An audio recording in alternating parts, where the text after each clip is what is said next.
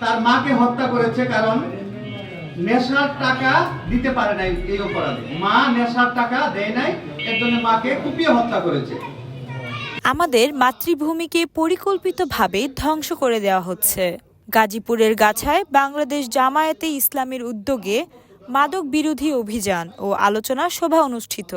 দেশের সার্বিক পরিস্থিতি নিয়ে বক্তব্য রাখেন ৩৭ নম্বর ওয়ার্ডের বাংলাদেশ জামায়াতে ইসলামের সভাপতি মাস্টার শফিকুর রহমান।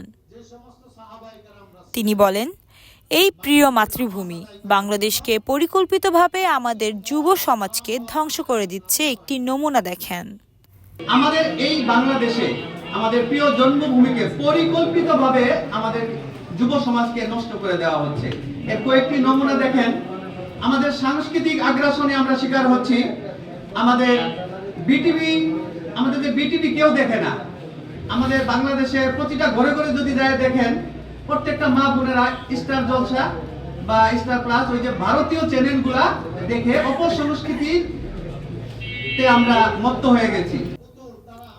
শিক্ষার ক্ষেত্রে আগ্রাসন হয়েছে আমাদের উপরে। সেকুলারিজম চাপিয়ে দেওয়া হয়েছে। ধর্মনিরপেক্ষতা, অর্থাৎ ধর্ম বলতে কিছুই নাই, সকল ধর্ম ঠিক আছে, আমাদের উপরে চাপিয়ে দেওয়া হয়েছে। তারপরে শিক্ষার ক্ষেত্রে আগ্রাসন হয়েছে, আমাদের উপরে সেকুলারিজম চাপিয়ে দেওয়া হয়েছে। আপনারা যারা অনেকে সেকুলারিজম সম্পর্কে বুঝেন, ধর্ম নিরপেক্ষতা, অর্থাৎ ধর্ম বলতে কিছু নেই, সকল ধর্মই ঠিক আছে। আমাদের যুব সমাজকে চরিত্রবান হিসেবে গড়তে ব্যর্থ হয়েছি।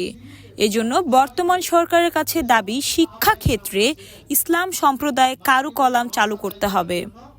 এরকম একটা মতবাদ আমাদের উপরে চাপিয়ে দেওয়া হচ্ছে যে এর জন্য আমাদের যে শিক্ষা কারিকুলাম আমাদের যুব সমাজকে চরিত্রবান হিসেবে গড়ে তুলতে ব্যর্থ হয়েছে। এর জন্য বর্তমান সরকার এই সেকুলারিজম শিক্ষা কারিকুলামকে বাদ দিয়ে এখন ইসলাম সম্মত একটি কারিকুলাম ইনশাআল্লাহ উপহার দিবে, এটা আমরা আশা করছি।